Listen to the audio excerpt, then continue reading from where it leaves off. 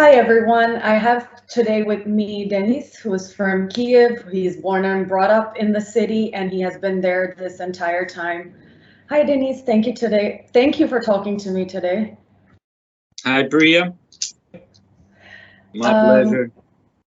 well, let's start with something I ask everyone. Uh, what do you remember from the 24th of February? How did you find out that Russia had invaded Kyiv and the entire country?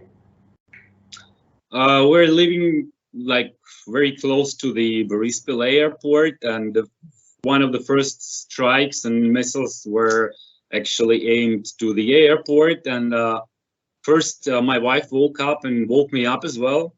I was telling her like, no worries, it's kind of a car somewhere, some other sound, not the war. But she was like 100% sure. And when we heard the third, fourth, and fifth explosions, then we turned on the TV, and what we saw there and what we heard there was the mayor of Borispil city. He was confirming that there were strikes, airstrikes to the airport and other parts of the city.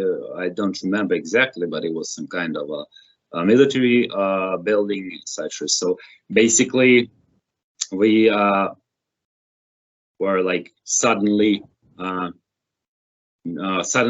appeared in the war, and by the 24th, on 22nd of February, I had a birthday, and we were talking about the war, and I was assuring my wife that it's not gonna happen, etc. But it happened actually. So I was really upset. We heard the missiles and planes over our house. Then the first days of war, we had closer than 1 kilometer, 2 missiles on the buildings nearby us, and basically because of that, we're still sleeping in the corridor in the bathroom, not going to the bedroom because of these strikes. Basically, by that time, with these strikes, with those strikes that we had, we were sleeping in the bedroom, and we were waking up on those explosions, and it was a kind of a panic. So we decided that we would be extra safe instead of like watching the siren. And also we didn't hear the siren from the street, so we didn't have any siren nearby, and we only followed the applications on our cell phones, Telegram channels. And basically, it's not like a good alarm for you to wake up and run to the shelter, to the bathroom or a corridor where we were actually sleeping by that moment from the very start of the war. Yeah, so you answered part of my next question, which is that you weren't expecting Russia to invade. It seems to be a pretty common pattern I've found from a lot of people. So why was that? Well, first of all, my mother is Russian, so I'm half Russian, and I thought that till the very last moment, I thought that actually the kind thing of this Russian society, I saw something kind, something good in there, but I believe that it will not happen like this, because the this good part of this society would be like stopping the this guy who is the Tsar of the Russia, I think so. But actually it didn't happen, and actually I now understand that I was like in fairy tale optimistic as for this topic, because from what I see now, and from my conversations with my ex-friends in Russia, etc., they're all under the influence of this propaganda, and nothing gonna change. They all have the 3, 4, 5 messages they repeat by exactly the same words, like children of Donbass, etc., etc. But actually, till the very last moment, I thought that I believed in something good, in something kind, but apparently nothing good there. Can you speak a little bit more about your experience again with Russia and Russians, what your opinion was before and what your opinion is now? I heard you say ex-friends, so I obviously deduced some disconnection there with your relationships with your Russian friends. Because there's a lot of impression, at least in the beginning of the war when it started, that this is not about Russia and it's not about Russians. This is about one person. It's Putin. It's not everyone. And obviously here in Ukraine, there's a lot of sentiment that no, this is largely felt all over Russia, may not be every single Russian, but it's the large majority of opinion over there. So can you speak a little bit more about what your personal experience has been with your Russian connections? Well, I was when I was a kid, I was 4 years old when Chernobyl struck, and that was my first time visiting Russia. I went to my mom's relatives there. By this year, we almost not keeping the connection between these relatives, but the few ones of them that we talked to, they were also under influence of the propaganda. One of my wife's relative from Russia, an uncle or something, told like, just be patient, guys, be patient. We'll rescue you. We'll liberate you. So basically, actually that's discouraging, and after all this, I don't have any more faith in something good in this nation.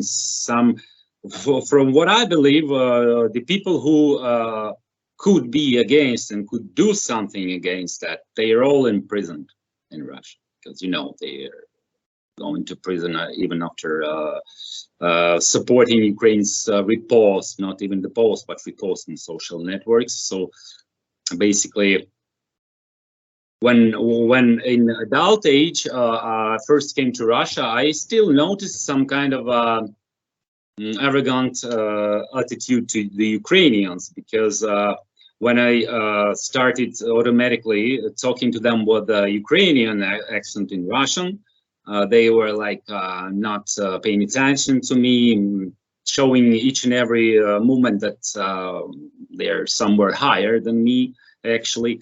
But when I just for an experiment started to fake Russian accent, they were so kind, smiling at me, etc. But actually, at that time, I didn't pay much to that fact.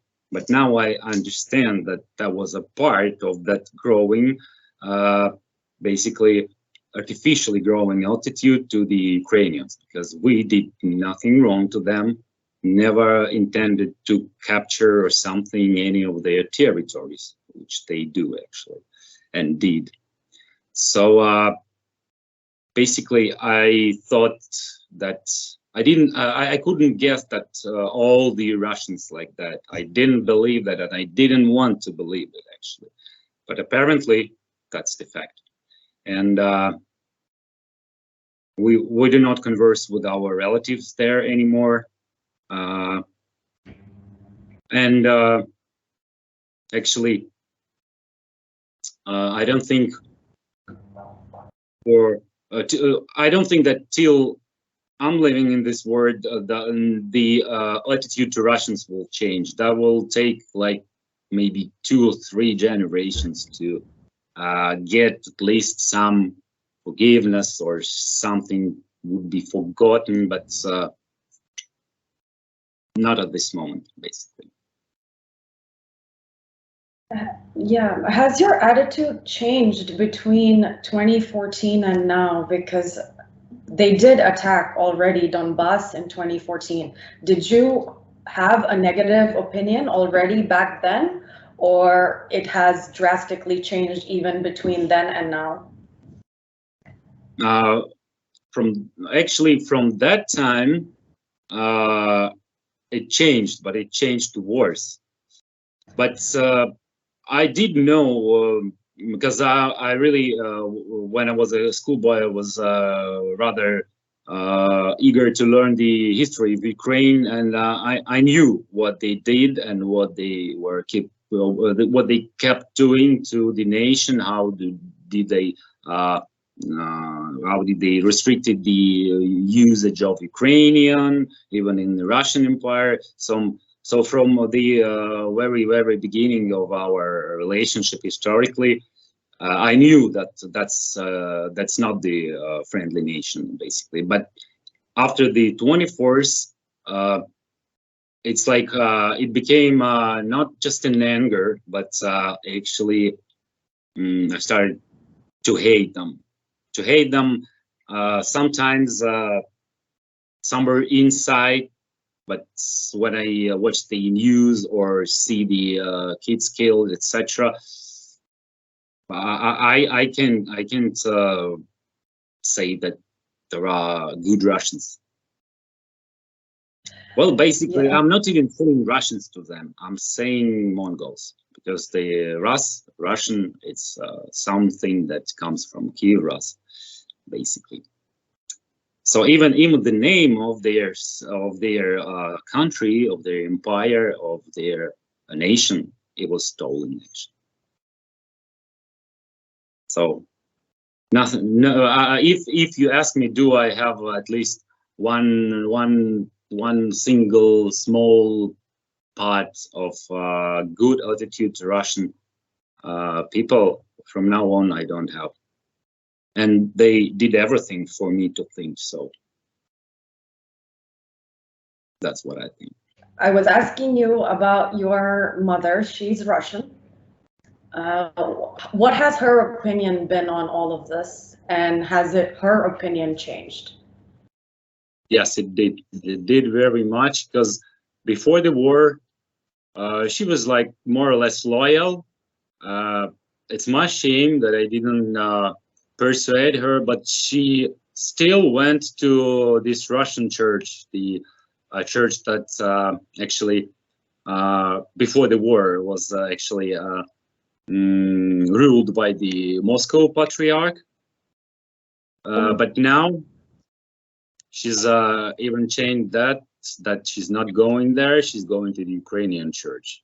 So that's she's really religious, and actually that means a lot. That if she's going to the Ukrainian church, that means that the attitude changed, actually completely vice versa to what she thought about Russia and Russians before that, being Russian herself. But actually, when she was studying in school in Soviet Union, she was really interested in Ukrainian literature, Ukrainian history, and Ukrainian language. And by the time the children of the Red Army officers, they could choose not to learn the local language like Ukrainian or Uzbek or Belarusian, but she did choose to learn that, because she was like really living that. She was born in Kyiv, and she was like actually feeling herself a part of Ukraine as well. But now she prefers not to even somewhere tell that she is a Russian, because she thinks now that she's fully Ukrainian, basically. So the people who were partly Russian deep inside in Ukraine, I think all they became fully 100% Ukrainian after the 24th of February, because it's really something surrealistic. Many people didn't even let that thought come into their minds, but it did come in the reality, actually. Yeah, so if she was still going to the Moscow Patriarchy Church, how come it didn't? What was her opinion when in 2014, when Russia invaded Donbass, for example? Why did it not change then, and why did it change now? Basically, it's really simple. It was somewhere far away. She never been to Donbass. I was there for business trips, etc. But she never been there, and she preferred not to speak, not to think about it. Of course, she was not saying like it's a civil war, etc. Like the people from the Zaporebrik say. You know what means Zaporebrik? It's actually became an international word like Slava Ukraini, etc. But she was like kind of loyal, and that didn't actually influence too much on her opinion because it was again far away. But from the starting from the 24th of February, actually they are she and my father was living. They are living close to us, like 3 kilometers, and they also saw and heard these two missiles coming nearby in our local community. So it happened here now in front of her eyes. That's, I guess, really changed her opinion, her mind. Can you talk again a little bit about what happened in those first few days? You had a missile strike in your area. And I believe there was another one close by where you felt the effects of it. Just can you tell me what happened, where you were sheltering? I'm assuming the bathroom. What was the after effects? What you saw? Just anything that you can remember. Well, actually, well, at that time we lived with my mother-in-law, my wife's mother. We took her from the right coast of the Dnipro. She's living in the right on the right coast of our city. It's kind of 20 kilometers far away from us, and we took the car and took her with her things the first day because we were actually afraid of, and actually that was my mother-in-law opinion, and she kept talking about that they gonna break the bridges, and how can we get together if the bridges are broken? We will have no way to cross the Dnipro River. And actually, we took her mostly because of that. And she was staying with us. That time, we were first strike. We were just sitting in the kitchen. I don't know why, but it was like 3 or 4 a.m. We couldn't sleep. Maybe the first 2 weeks or the even up to 3 weeks, we couldn't sleep well because of that, nerves and etc. But we were sitting in the kitchen and we heard explosion, and so the building, which was actually white in front of our house, it became orange and red because of the light of that explosion. And it was like from one side was a nice color, but deadly and scary one. That was the first strike in our local community, in our neighborhood. And the second one was like around 900 meters or kilometer, the Google map shows. We heard an explosion, and we saw the actually the light effect of that. But the second one was when my wife told me, like, I will wake you up, go to the bedroom. I will wake you up if there will be an alarm. But we all slept until the strike actually shook our house, and all the windows opened. Before that, we're just we're still keeping them open, but we put the plastic bottle with water, just not to let the wind open the window fully. So basically, we keep them open, and that, I guess, saved our window windows, our glasses, because the windows just opened. The bottles fell on the floor. Some of them like broke, and the water was like on the floor.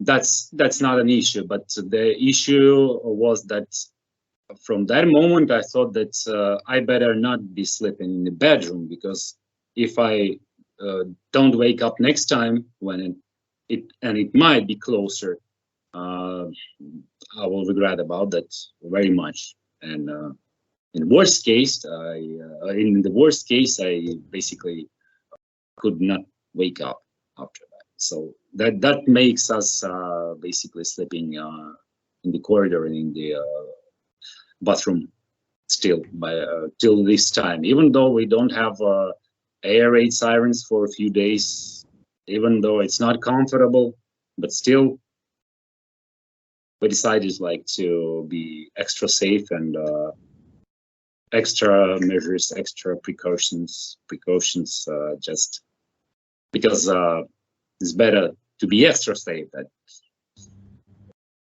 have some issues because of being close to the window or the walls, basically. But still, if not the corridor, a lot of our neighbors from our basically building, the actually I would say it's a kind of a closed community for this house. We have a like closed inner yard. People let the children go out without any without any thoughts that something bad might happen, because we have a closed yard with all the video cameras, etc. And still people, most of our neighbors, they were sleeping in the parking lot, the underground parking lot. We also rent a place there for a car, put a lot of things to be ready to sleep there. But still, even though these two strikes were so close, we still staying there. But that's the extra option. If everything goes really bad, we'll still have one more shelter for us. It's basically not a comfortable one, of course, but hopefully there will be no need in going there. But still, we're not sleeping in the bedroom, and some say that we're afraid of, and it's nothing gonna happen. Stop doing that. It's ridiculous. I don't know. We decided like that, and basically, I don't know when it will change. But I think it's better to do like this and be extra safe. That's the say so. People in Kyiv that, sorry, what were you saying? That was the closest ones, but actually we heard a lot of other gunfire, the artillery. When I remember when I was standing in the queue in a drugstore, we had huge queues that time, in the beginning of the war. I heard that explosions. I saw the air raid sirens, but by that time I was like thinking that whatever happens will happen. But actually, that was kind of not clever enough from my side, not smart enough. But basically, sometimes when there was a first and the second month of that war, sometimes the nerves were like changing your mood. Sometimes you became like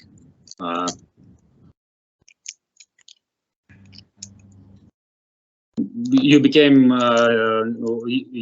a person like was actually gave up and let's happen what happens, actually not thinking about anything to hide, somewhere to hide, or some measures to be taken to be safe. Sometimes it was like that, but from now on, I remain calm, but not so basically not so unsecure, like standing on the street, knowing that the airstrike can be at any place, at any time. But basically, the nurse played with us such bad tricks that sometimes we did that. What happened? Let it happen. What should happen? I don't care. And then, so 5 months on, you're still sleeping in the hallway, and so did it ever cross your mind to leave Kyiv at any given point? Actually, for me, that was actually the firm decision from the very beginning that I'm not going anywhere, not to the Western Ukraine, not to, well, actually, from the first days I was calling and actually even went to there, to the, no, sorry, don't remember how they call the actually the institution, the military institution that deals with the newbies, newcomers to the army. So basically, I called there. I was actually intending to join the armed forces, but mostly because of me. Hello? Yeah, I'm here, but your video's gone. I don't know why. Sorry. Yeah. That time it's my connection. Sorry, but actually, first time I was going and I really intended to join the army, but I was put in kind of a, I don't know, fourth or third row for a few whatever because of my vision, short-sighted, and also I have no military experience at all. Like I didn't even went to the military cathedra. A lot of people were going from our university to another one to get the military specialization, some kind of military profession, but I don't have any. Maybe that was two reasons they didn't accept me. But after that, I had a talk with my elder brother. He's actually the colonel of armed forces. And he told me things like,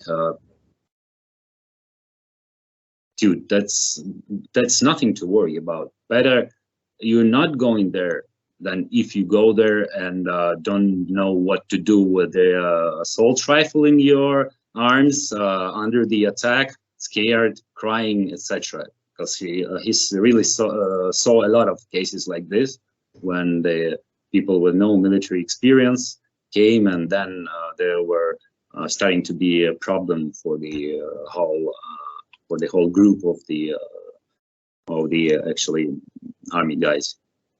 So basically that calmed me down a little bit, but still I was like trying to be helpful, to be useful, and didn't know what to do. We even started to prepare some Molotov cocktails, but I was still not calm fully, and I was still thinking that like guys are dying there for my life, for my comfort, for my being safe, and I'm sitting here in my kitchen drinking a tea while someone's dying, and that was really hard for me. But I really know somewhere deep in my heart that it's not necessary that I would help. I might be an obstacle even for the other guys from my, I don't know, from my crew or from my group of militaries, that they will not be fighting with the enemy, but taking care of people like me with no experience. So basically, it's kind of sensitive issue. I'm still feeling kind of guilty. It's I don't know. There is a name of that syndrome, some kind of, but I'm still thinking that I'm not useful for my country for 100%. Yeah, it does seem to be a common reaction for a lot of people who are not there and who are not involved directly on the front lines. But I know it's a very small consolation, but there are so many different forms of helping and volunteering, and you are helping, and you were involved in patrolling. I don't know if that's something you can talk about or not, but Yeah, you were patrolling your neighborhood at some point? If you, yes, I we don't know if did. you actively. Well, actually, we had gathered with all the guys that went to the Western Ukraine, left their families and kids there, and came back. We were like maybe 25 or 30 people left from the whole community, so that we have 366 apartments in our house. So basically, on our floor, there was no one. Everyone left on our 8th floor, and few other apartments for our section in the building only left. And we gathered, and there was actually rumors, and it happened at some places, at some regions of Kyiv, like Obolon, and closer to the Gostomel, Wishter, and Bucha parts of the city. The marauders, the people who who taken advantage of the houses left without supervision or something. So basically, our main goal was keeping the yard safe and not to let anyone to trespass the community. Of course, we had guys who were from our house who were coming and going, but we, if we had such a case, first we checked the documents, and we had the right for that. We were not armed. We were not equipped at all. I had my, this gas balloon, the small revolver, which is like actually not almost like an air gun, small bullets of 4 millimeters. And what we only had was actually one machine gun, AK-47. One guy from our community had 2 pistols. One pistol of mine is a small one, it's not actually the pistol, and some baseball bats. That's what we had. No armored vests and anything. But actually, we spotted one group of intruders. Actually, we stopped them. We gave them to the police, and also reported some strange activity. We saw the signal rockets somewhere like 1 or 1.5 kilometers far away from us in the night, and also reported that to the police. And from what I heard, it was actually I also don't remember how do they call the diversion group, the group of the militants that's undercover are infiltrated in the peaceful part of the city, etc. So one such group we did report, and as far as I know, they catch them and they caught them, and maybe that's a small investment of our community to the common victory, which will come, I'm sure. And the only matter of time when it comes, but it will be our victory, I'm sure. And I know that almost everyone, 99% of people, are living with this thought in their minds. Yeah, and then in that regard, then what does victory look like to you? What would you need to see happen for you to consider Ukraine to truly be victorious, or what would you want to see happen? When you see me buying the ticket to the airplane to Crimea, for me that means the victory.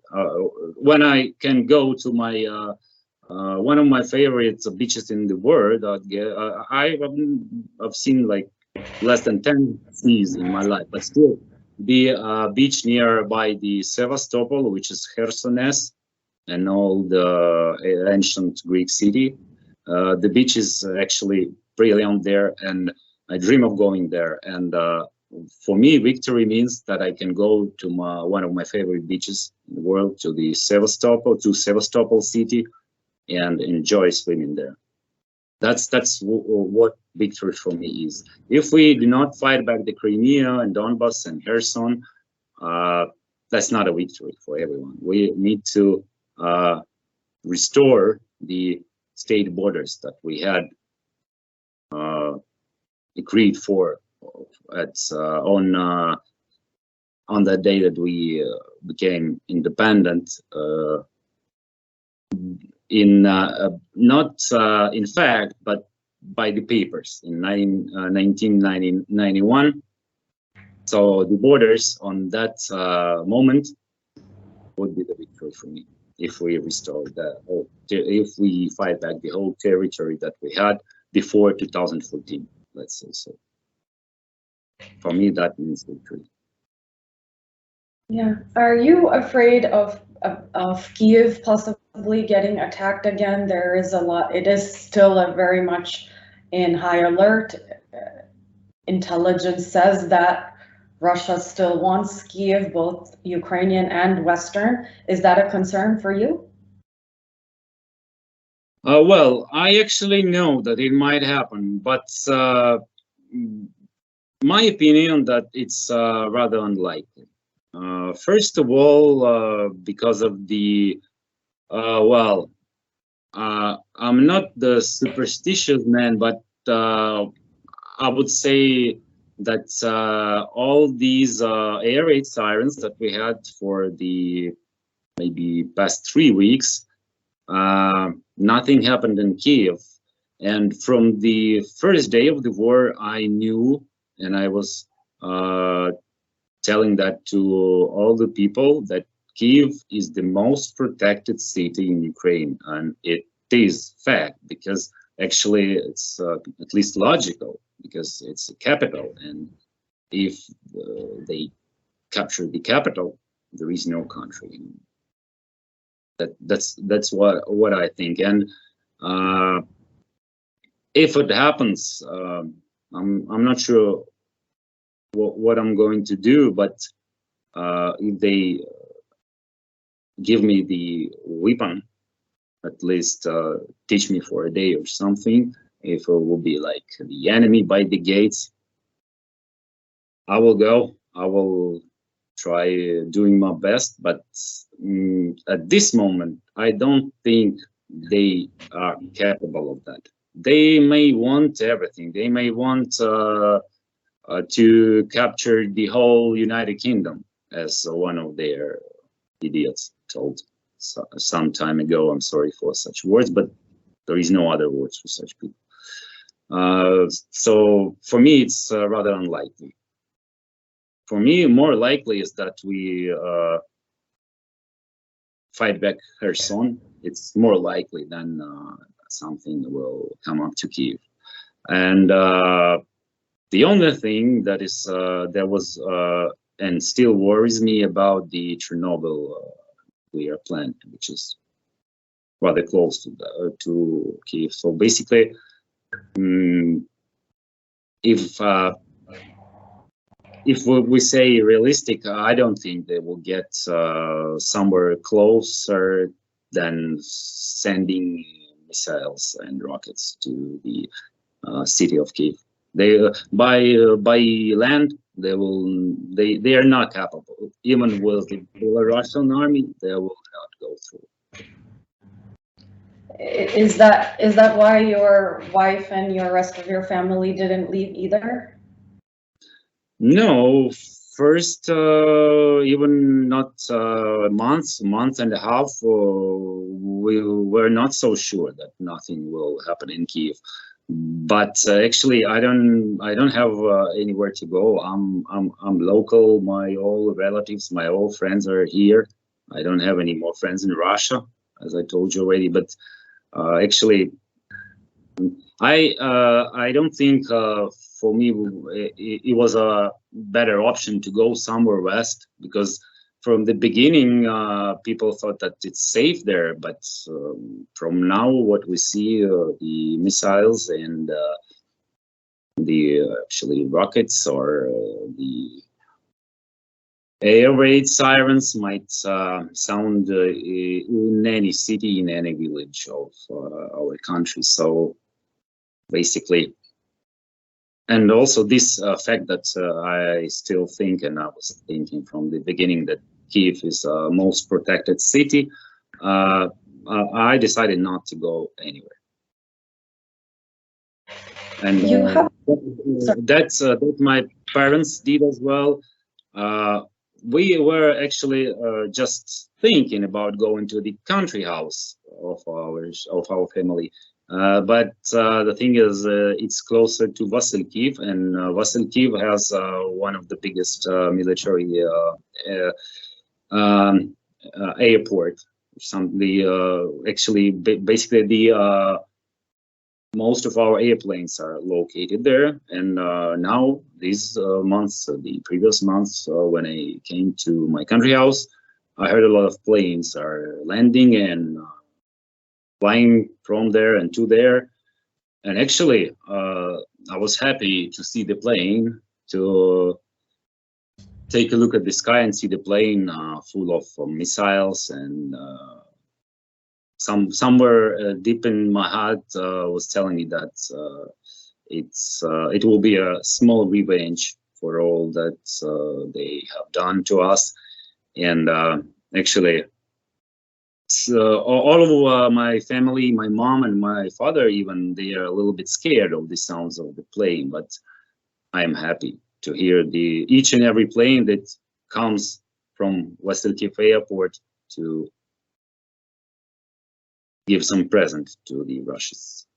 So basically, that also one of the reasons that I'm not going to go anywhere, because we have everything, the airplanes. We actually, on the first day, we heard like they were flying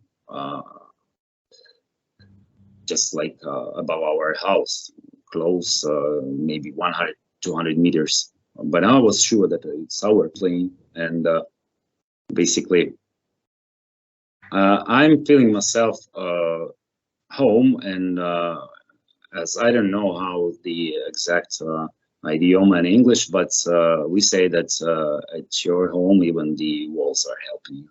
So basically, that's why I'm here, and we're gonna stay here anyway. If it goes really, really bad, of course, we're gonna send our ladies, my wife and my mom, and my wife's mom somewhere, but we will stay here. What is the situation like now in Kyiv? I know there are photos of things opening up, there's traffic, cafes are open. Do you feel all that?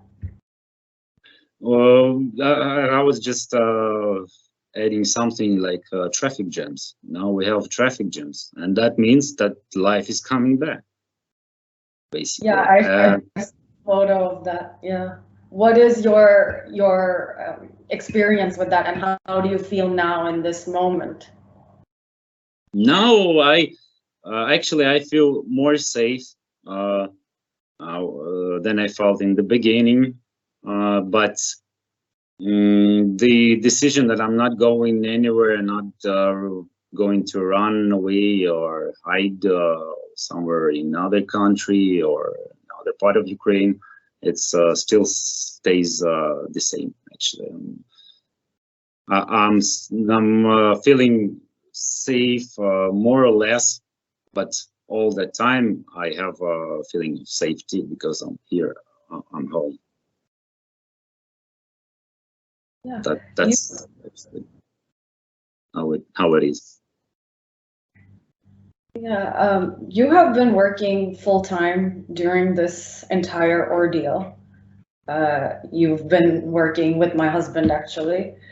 Uh, do you find work to be a welcome distraction, or is it too much to bear Yeah. with everything going on? For me, it's actually the thing that I can that can distract me from that situation, from being nervous, from thinking about what would happen, uh, even being nervous on some kind or because of some kind of a working issue or some technical issue that I cannot fix or something. That's actually, even these nerves are distracting from the thoughts that's what's gonna happen, the war, etc. So basically, work helps much, and sometimes I not actually sometimes, but almost all the time, I'm not like sitting till from 9 to 18, strictly the time I was actually I was intended to sit. I always stay extra time because that really helps me to distract. Now I'm feeling more or less safe, even if I don't work on a weekend or something. I still feel myself safe. But in the beginning, that was actually helping much. Even though I was not sleeping almost, but when I started working, when I started selecting some countries offers, etc., some doing some routine, maybe even routine job that distracted me very much, and actually I was also keeping myself with this thought that supporting the economy by working and paying taxes. It's actually also a part of fight, part of our investment to the common victory. So these things are distracting me, and I don't know what would happen and how would I be reacting and how would I be feeling myself if I didn't have a job. And I really feel sorry for the people who lost their jobs because they are left only. They are left one to one with their thoughts, with their nerves, and their impressions, and they don't have anything else to think, because that's the major issue. They always keep thinking about the war, about the casualties, about the destruction, etc. In this part, work actually is a kind of support for the total total moral spirit, or how do I feel myself inside. Can you speak a little bit about what it is like to work with an air raid alarm, especially in the beginning when all the strikes were happening? Were you sheltering during those moments and working at the same time? Well, first few weeks, I was actually, to be honest, lazy to transfer the workstation, the monitor, the desktop PC, etc., from the room to the corridor. But now, and I just took my laptop and started working from there in the corridor, leaving my workstation in the bedroom. Actually, first time it was bedroom, then it was kitchen. But now I just moved everything to the actually hall, the corridor, as I said. And actually, what we do now is just to check where our kitty is. Took her, took some water from the kitchen, close all the doors, and just sitting in corridor, keep doing our things. It's actually not a good thing to get used to, but we got to use. I guess, to these air raid sirens. So it's going, taking everything that we need and going to the bathroom or hall in our apartment, and closing, of course, all the doors because of the explosion wave and everything like this. So it's just like not being fully in a comfort when the air raid siren, but we actually got used and we adopted everything to get quickly in the corridor or bathroom. So within like few minutes we're all set, and basically we're doing, even my wife,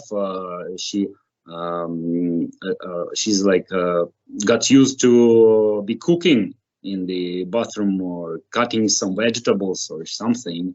Of course, we can't move our oven, our stove to the corridor or bathroom, but what can be done without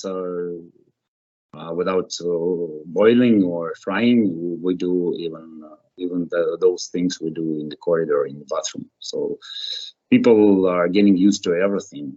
We got used to. We got a kind of mini table that we mounted in the bathroom on the washing machine actually, and she's just taking the knives, the vegetables, whatever she needs, and keep I don't know, cooking the soup, cutting the vegetables, and doing everything that is not including frying or boiling in the corridor, in the bathroom. So we even got used to that, basically.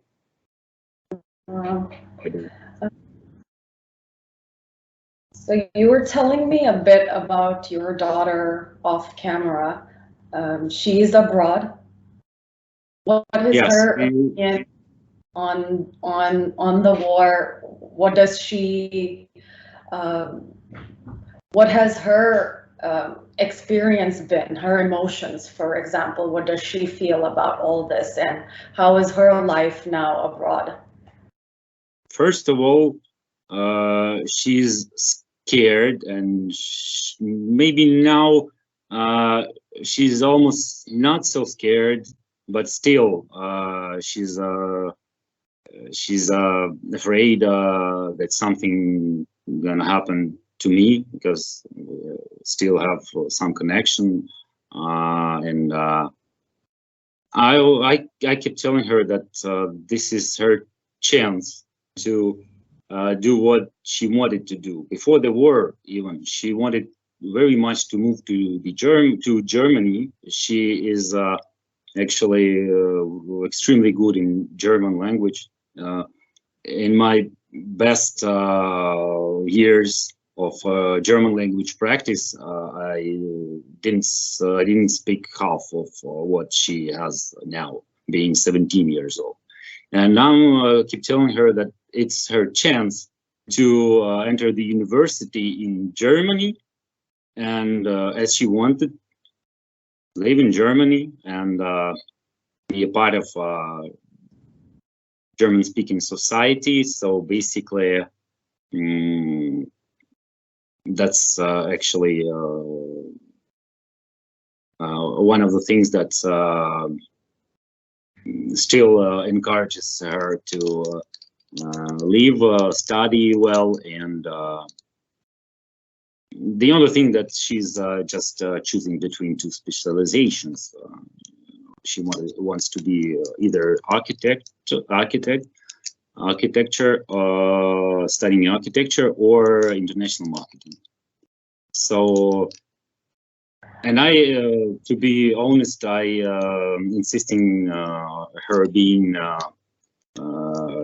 involved in architecture and building, because she's drawing really nice, and also she's good in mathematics and geometry. So basically, she's safe.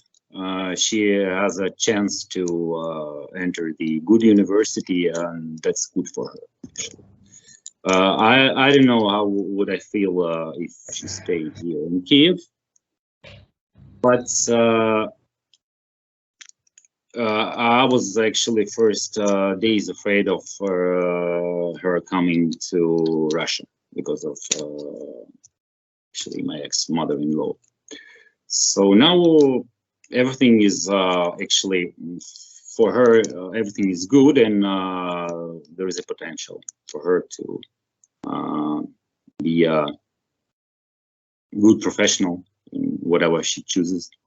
But she really understands the whole situation because she's even for her 17 years old, being 17 years old, she's rather mature in her mind, in her thoughts, in understanding the situation and what's happening. So, of course, it can be no stress to anyone. Doesn't matter how calm you are, how safe you are, but still, if this is happening in your country, you can be 100% calm and relaxed. Yeah.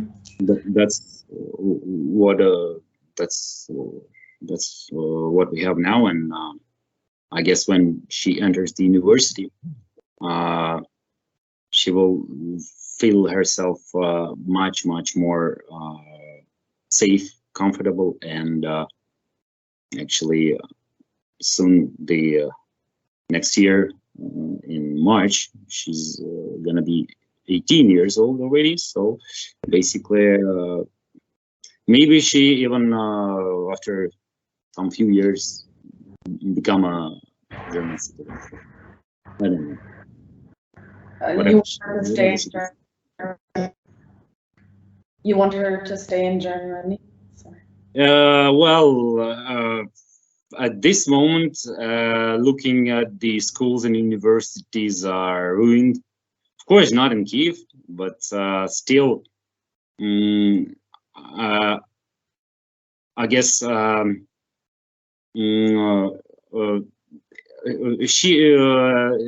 she's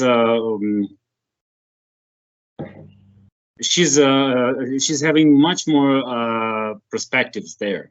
Actually, at this moment, I'm sure that after a few years, will be part of the European Union. Will have strong and huge economy. But at this moment, for her, the best option is to at least graduate the university in Germany.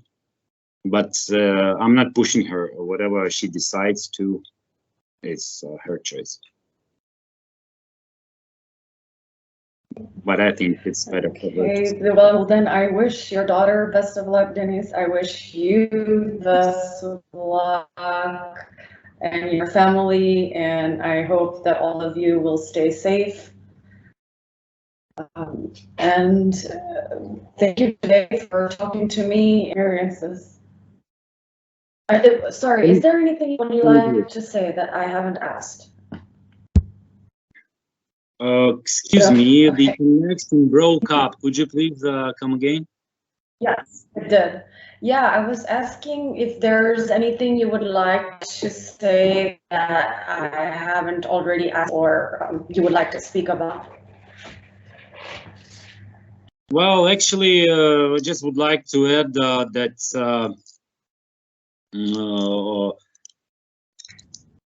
two of my nephews and my sister's husband and my elder brother, they're fighting in the army in different parts of Ukraine.